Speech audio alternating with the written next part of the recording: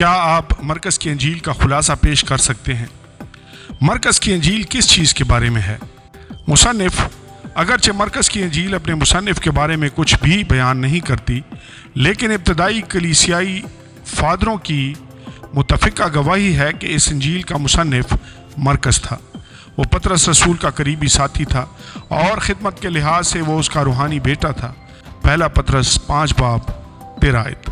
اس نے پطرس رسول سے ان سارے واقعات اور یسوع مسیح کی تعلیمات کی چشمدید گواہی کو حاصل کیا اور اسے تحریری صورت میں محفوظ کیا۔ عام طور پر اس بات پر اتفاق کیا جاتا ہے کہ مرکز دراصل نئے عہد نامے کا یوحنا مرکز ہی ہے۔ اعمال 12:12۔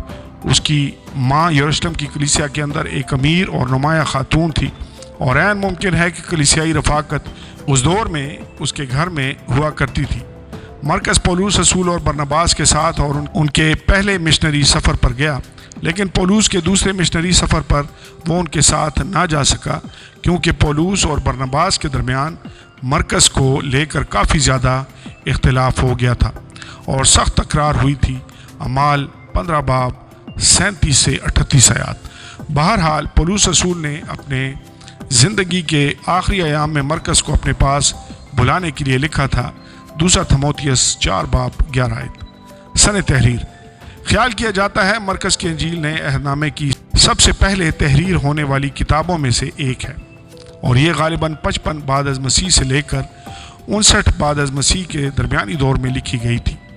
تحریر کا مقصد: متی کی انجیل خصوصی طور پر یہودیوں کے لیے لکھی گئی تھی، جبکہ مرکز کی انجیل کے بارے میں مانا جاتا ہے کہ یہ رومی ایمانداروں اور غیر اقوام کے لیے لکھی گئی تھی۔ مرکز نے بطور کلیسیائی پاسبان ان ایمانداروں کے لیے اس انجیل کو قلم بند کیا جنہوں نے ماضی میں انجیل کا پیغام سن رکھا تھا اور اس پر ایمان لائے تھے۔ رومیوں 1:8۔ مرکز کی یہ خواہش تھی کہ لوگ خدا کے خادم اور اس جہان کے نجات دہندہ کے طور پر یسوع مسیح کی سوانح عمری کو پڑھیں، تاکہ وہ سخت ایذا رسانی کا سامنا کر سکیں اور یہ سیکھ سکیں کہ مسیح کے شاگرد ہونے کا کیا مطلب ہے۔ کلیدی آیات: مرکز 1:11۔ اور آسمان سے آواز آئی کہ تو میرا پیارا بیٹا ہے، تجھ سے میں خوش ہوں۔ دوسری کلیدی آیت مرکز 1:17۔ اور یسوع نے ان سے کہا، میرے پیچھے چلے آؤ تو میں تم کو آدمگیر بناؤں گا۔ مرکز کی انجیل میں سے تیسری کلیدی آیت مرکز 10:14-15۔ یسوع یہ دیکھ کر خفا ہوا اور ان سے کہا، بچوں کو میرے پاس آنے دو، ان کو منع نہ کرو، کیونکہ خدا کی بادشاہی ایسوں ہی کی ہے۔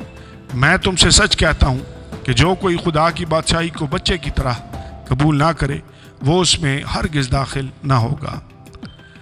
چوتھی کلیدی آیت مرکز 10:45۔ کیونکہ ابن آدم بھی اس لیے نہیں آیا کہ خدمت لے، بلکہ اس لیے کہ خدمت کرے اور اپنی جان بہتروں کے بدلے فدیہ میں دے۔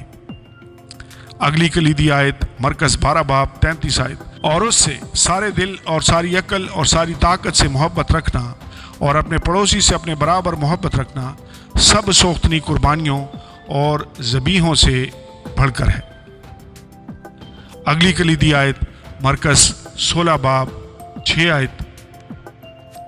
اس نے ان سے کہا، ایسی حیران نہ ہو، تم یسوع ناصری کو جو مصلوب ہوا تھا ڈھونڈتی ہو، وہ جی اٹھا ہے، وہ یہاں نہیں ہے، دیکھو یہ وہ جگہ ہے جہاں انہوں نے اسے رکھا تھا۔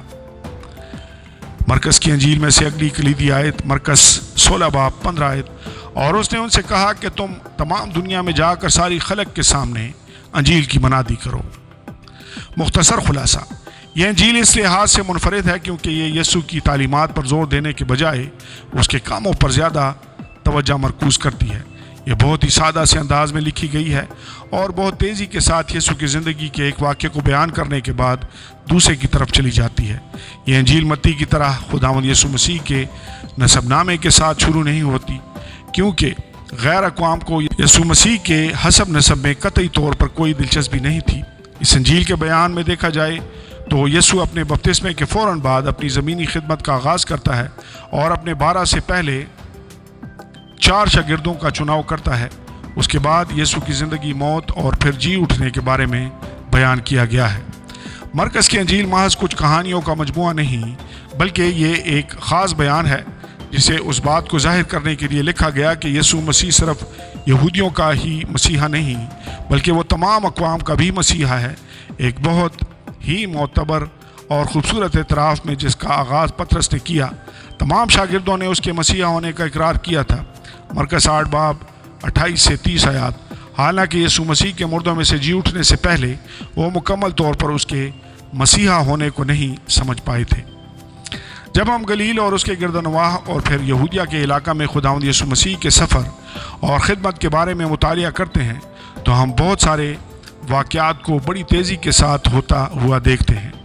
خداوند یسوع مسیح نے بہت سارے انسانوں کی زندگیوں کو چھوا، لیکن اس کے ساتھ ساتھ اس نے اپنی اس ساری خدمت کے دوران اپنے شاگردوں کی زندگیوں پر کچھ انمنٹ نشانات چھوڑے۔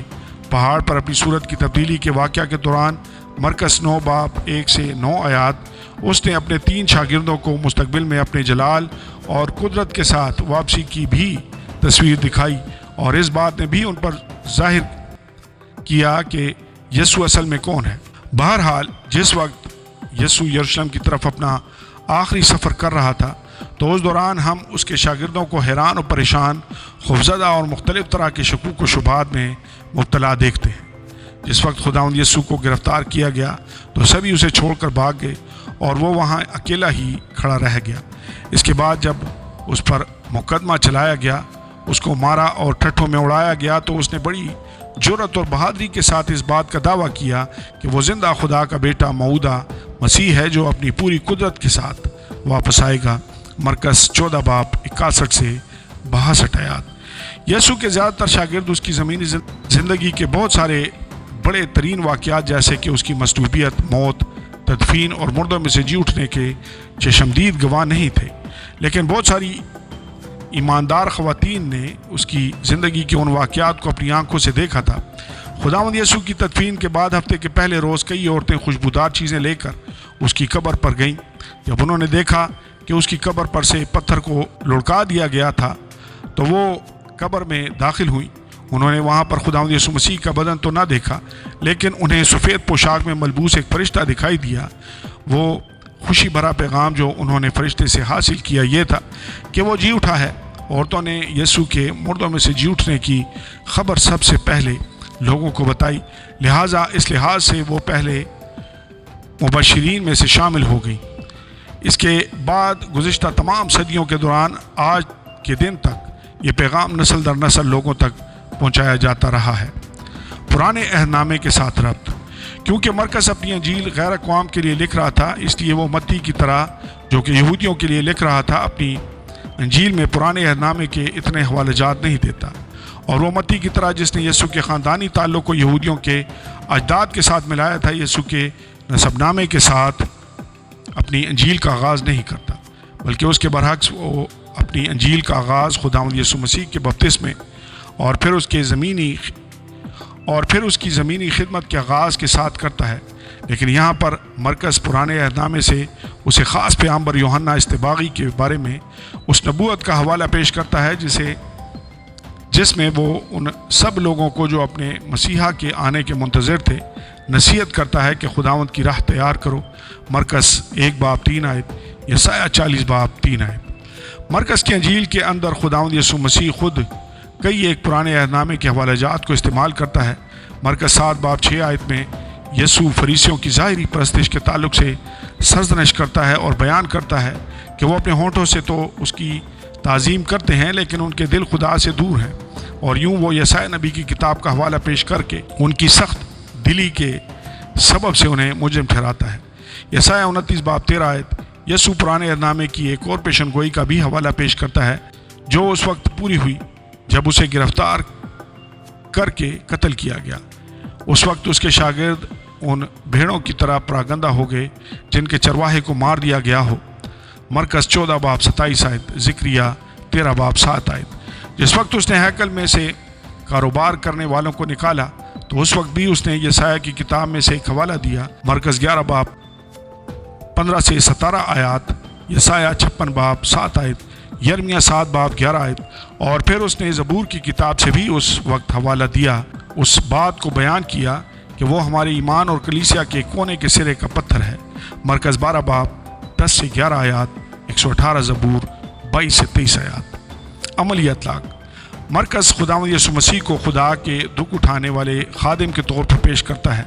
मरकज़ 10 बाब 45 आयत एक ऐसे निजात दहिंदा के तौर पर जो खिदमत करने और हमारे लिए कुर्बानी देने के लिए आया, और वो चाहता है कि हम भी उसकी तरह ऐसा ही करें।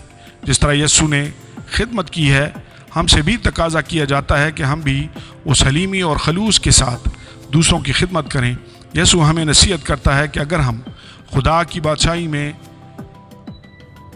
बड़ा बनना चाहते हैं तो हमें दूसरों की खिदमत करने की ज़रूरत है। मरकज़ 10 बाब 44 आयत। अपनी ज़ात के ज़रिए से जो हम कुर्बानी देते हैं, उसका मकसद हमारी अपनी पहचान या किसी बड़े अजर का हसूल नहीं होना चाहिए, बल्कि हमें यीशु मसीह की मानद बनने की ज़रूरत है, जो अपनी भेड़ों के लिए अपनी जान तक देने के लिए तैयार था। आमीन और आमीन।